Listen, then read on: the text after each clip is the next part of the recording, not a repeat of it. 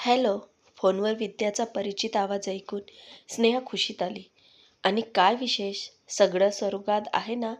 वगैरे औपचारिक गप्पा झाल्यावर दोघीही आपापल्या नवऱ्याबद्दल बोलू लागल्या.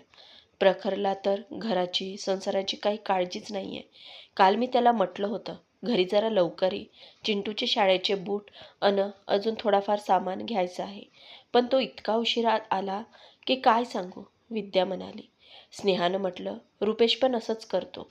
अगं, शुक्रवारी नवा सिनेमा बघायचा प्लॅन होता आमचा. पण हा इतक्या उशिरा आला की आम्ही पोहोचेपर्यंत तिथं मध्यंतर व्हायला आलं होतं. विद्या आणि स्नेहा दोघीही गृहिणी होत्या. दोघींचे नवरे एकाच कंपनीत काम करत होते. मुलंही साधारण एकाच वयाची होती. कंपनीच्या एका पार्टीत दोघी प्रथम भेटल्या. दोघींच्याही लक्षात आलं की त्यांचे स्वभाव, त्यांच्या समस्या साधारण सारख्याच आहेत. प्रथम त्या मुलं त्यांचे अभ्यास, महागाई वगैरेवर बोलायच्या. नंतर मात्र नवऱ्याला सतत नाव ठेवणं हाच त्यांच्या गप्पाचा विषय झाला. तेवढ्या स्नेहाच्या घराची डोरबेल वाजली. तिनं म्हटलं, विद्या, बहुतेक मोलकरीण आलेली आहे. मी फोन ठेवते. फोन ठेवून तिनं दार उघडलं आणि रखमा आत आली. आली तशी मुकाट्यानं भराभर काम आटोपू लागली. काय झालं ग रखमा? आज एवढी गप्प का? फार घाईत दिसतेस, स्नेहानं विचारलं. तशी ती रडू लागली. काय झालं? घाबरून काळजीनं स्नेहानं विचारलं. काय सांगू बाई, माझा धनी एका शाळेच्या बसचा ड्रायव्हर म्हणून काम करतो. काल चुकून एका मुलाला शाळेतून घरी न्यायला विसरले, तर शाळेनं त्याला ड्युटीवरून काढून टाकलंय, रखमानं रडत रडत सांगितलं. हे तर वाईट झालं, स्नेहानं सहानुभूती दाखवली. रखमा काम आटोपून गेली आणि स्नेहाला आठवलं, आज भाजी नाही आहे घरात. लव आणि कुश शाळेतून घरी येण्याआधी तिला भाजी बाजारात गाठायला हवं. घाईघाईनं आवरून ती भाजीच्या मोहिमेवर निघाली. मनातून रुपेशला भाजीही आणून टाकायला जमत नाही म्हणून चिडचिड चाललेलीच होती. घरी येऊन स्नेहानं स्वयंपाकाला सुरुवात केली.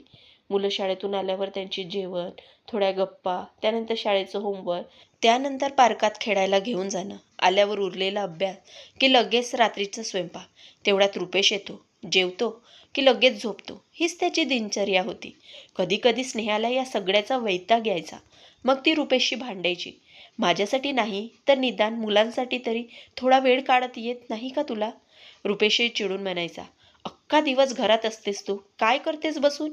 बाहेर मला किती गोष्टींना तोंड द्यावं लागतं, ते तुला कुठं माहीत आहे?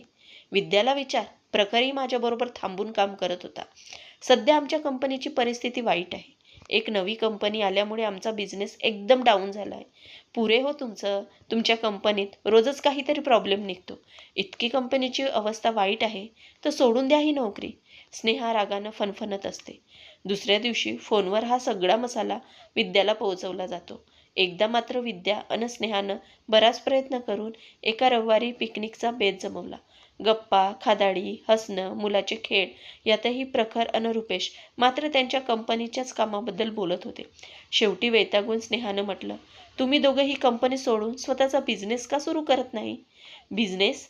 तिघांनी एकदमच विचारलं. हो ना, थोडं लोन घेऊ, थोडा पैसा आपलं सोनं नाणं गहाण ठेवू, उभा करता येईल. छोटासा बिझनेस छोट्याशा भांडवलावर उभा करता येईल की? स्नेहाची कल्पना सर्वांना पसंत तर पडली, पण व्यवसाय म्हणजे काही पोरखेड नसतो. प्रकरणात तर स्पष्टच नाही म्हटलं. बिझनेसमध्ये फार रिस्क असते. आपला व्यवसाय चालेल न चालेल कुणी खात्री द्यायची?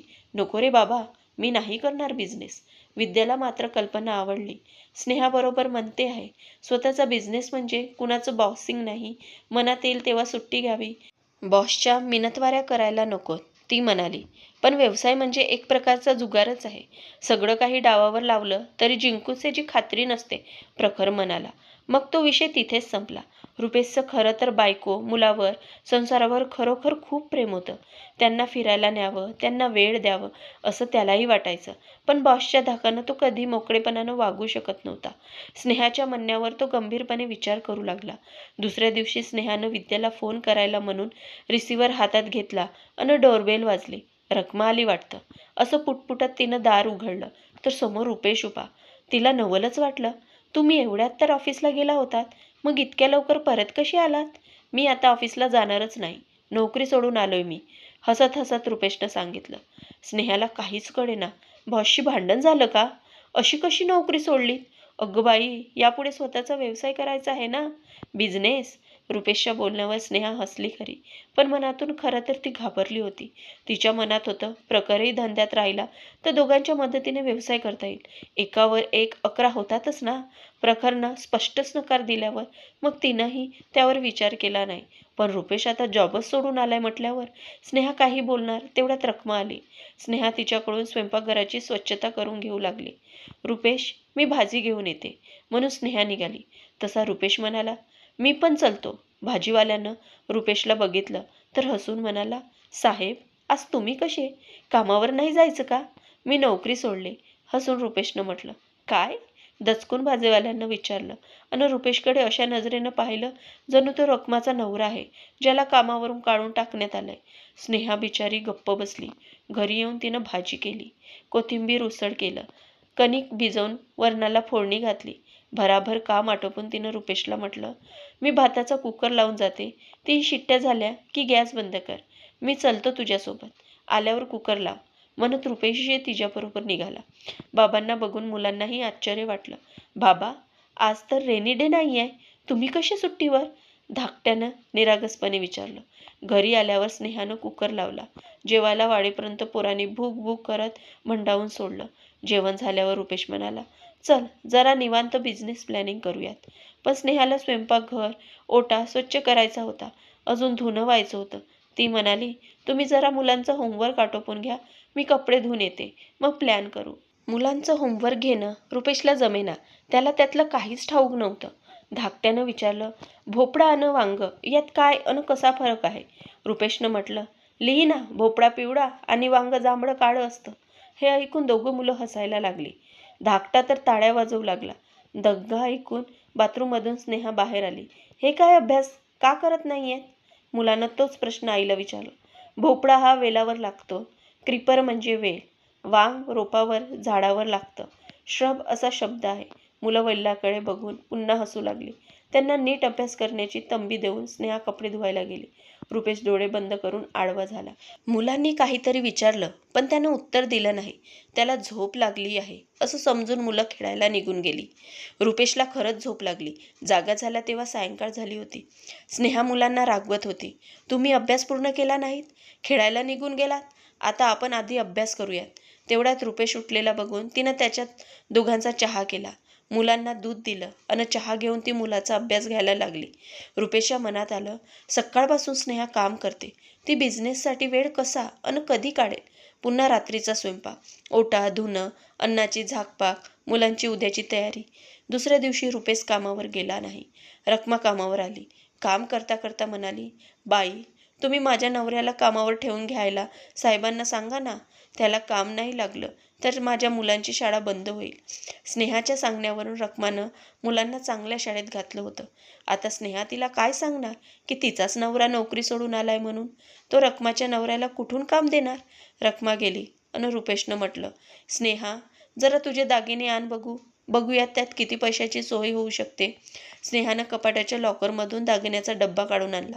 रुपेशच्या हातात डब्बा देताना तिचे हात थरथरत होते. तेवढ्यात विद्याचा फोन आला. आज ऑफिसची पार्टी आहे, तू येणार आहेस ना? बघते, तिनं कसंबसं म्हटलं आणि फोन ठेवला. दागिने नाहीत म्हटल्यावर आता यापुढे पार्ट्यानं कसं जायचं? ती रुपेशकडे येऊन म्हणाली, दागिने 2-3 दिवसांनी विकले किंवा गहाण ठेवलं तर चालेल का? चालेल ना, रुपेशनं डब्बा तिला देत म्हटलं. त्या निर्जीव दागिन्याबद्दल स्नेहाला इतका प्रेमाचा उमाळा दाटून आला. या पाटल्या माझ्या आईनं दिलेल्या, या बांगड्या आजी आणि मामाकडची भेट, ही अंगठी ताईनं दिलेली, हा नेकलेस अन सेट रुपेशनं किती प्रेमानं माझ्यासाठी आणला होता. तिचे डोळे भरून आले. एकेका दागिन्याचा ती मुका घेऊ लागली. तेवढ्यात फोन वाजला. विद्या विचारत होती, अगं तू येते आहेस की नाहीस पार्टीला? काहीच कळवलं नाहीस. हो हो, अगं राहिलंच ते. पण एक सांग, पार्टी आहे कशासाठी? बॉसचा वाढदिवस आहे, म्हणूनच ऑफिसला 2 दिवस सुट्टी दिली ना. बरं, मी येते पार्टीला. तिनं फोन ठेवला आणि सरळ रुपेशपाशी गेली. मला बुद्धू बनवलं तुम्ही? म्हणे नोकरी सोडून आलोय. खरं तर बॉसच्या वाढदिवसाची सुट्टी आहे तुम्हाला. हो ग, ऑफिसला सुट्टी आहे हे खरं आहे, पण मी खरंच विचार करतोय की नोकरी सोडावी म्हणून. मी आजच्या पार्टीतच माझा राजीनामा देणार होतो. हे बघ, लिहून तयारच आहे. 2 दिवसापूर्वी लिहिलेला राजीनामा त्यानं तिला दाखवला. म्हणजे रुपेश खरोखर नोकरी सोडतोय तर? सायंकाळी पार्टीसाठी तयार होत असताना स्नेहाला सारखं भरून येत होतं. आता हे दागिने तिला परत कधी बघायला मिळणार नाही किंवा काही वर्षानंतर जेव्हा व्यवसाय छान चालेल, भरपूर पैसा हातात येईल, तेव्हा नवे दागिने घेता येतील. पण निदान सध्या काही वर्ष तरी दागिन्याशिवाय राहावं लागेल. गाडीतून पार्टीला जाताना तिच्या मनात आलं, जर रुपेशनं नोकरी सोडली नाही तर रखमाच्या नवऱ्याला ते लोक ड्रायव्हर म्हणून ठेवून घेऊ शकतील. रुपेशही काळजीतच होता. स्नेहानं धंद्यात मदत करायची म्हटलं तर तिच्याकडं जास्तीचा वेळ कुठं होता. मुलं अजून पुरेशी मोठी झालेली नव्हती. सासर माहेर कुठूनच कुणी वडीलधारे येऊन राहील अशी परिस्थिती नव्हती. सगळा वेळ तर घरकामात अन मुलांमध्ये जातो. मग धंदा कसा होणार? ती पोहोचली तेव्हा पार्टी सुरू झाली होती. प्रखर आणि विद्या त्यांची वाटच बघत होते. पार्टीच्या शेवटी बॉस बोलायला उभे राहिले. सगळ्या स्टाफला उद्देशून ते म्हणाले, आजची पार्टी माझ्या ऑफिसमधल्या सगळ्या सहकाऱ्यांच्या पत्नींना समर्पित आहे. त्या सगळ्या घरातल्या जबाबदाऱ्या पूर्णपणे सांभाळतात आणि ऑफिसच्या कामासाठी आपल्या नवऱ्यांना पूर्ण मोकळीक देतात. म्हणूनच आमचं ऑफिस व्यवस्थित चाललंय. झोकून देऊन ऑफिसचं काम करणाऱ्या सहकाऱ्यांच्या पत्नीचा मी आभारी आहे. आज की शाम बीबीओ के नाम. स्नेहाला भीती वाटत होती की रुपेश आता त्याचा राजीनामा सादर करतो आहे की काय. हृदय धडधडत होतं. नोकरी सुटली तर पार्ट्या वगैरे बंदच होतील. घरी परतताना रुपेशनं म्हटलं, स्नेहा, तू माझ्यासाठी, आपल्या मुलासाठी, संसारासाठी खरोखरच खूप प्राप्तेस. बॉस बरोबर बोलले. तू घर सांभाळतेस म्हणूनच मी ऑफिसची जबाबदारी सांभाळू शकतो. मी उगीचच तुझ्याशी भांडलो, रडलो. सॉरी, माझं चुकलं. नाही रुपेश, माझंच चुकलं. मी तुमच्या नोकरीला दीड दमडीची ठरवत होते. पण ती किती महत्त्वाची आहे हे मला आता कळते. आज जो काही संसार आहे तो तुमच्या नोकरीमुळेच आहे. तुमच्या कष्टाचं फळ आहे. पण मला त्याची सवय झाली ना, म्हणून मी उगीचच चिडचिड करत बसते. जर हे सगळं नसलं तर मी कशी राहीन? काय काय करीन? बरं झालं तुम्ही राजीनामा दिला नाही ते. मित्रांनो, तुम्हाला कथा कशी वाटली हे कमेंट्सद्वारे नक्की कळवावे. व चॅनलवर नवीन आले असाल तर आपल्या वीणा व्हॉइस मराठी स्टोरी या चॅनलला सबस्क्राईब करायला विसरू नका. आपण संपूर्ण कथा शेवटपर्यंत ऐकल्यामुळे आपले मनापासून धन्यवाद.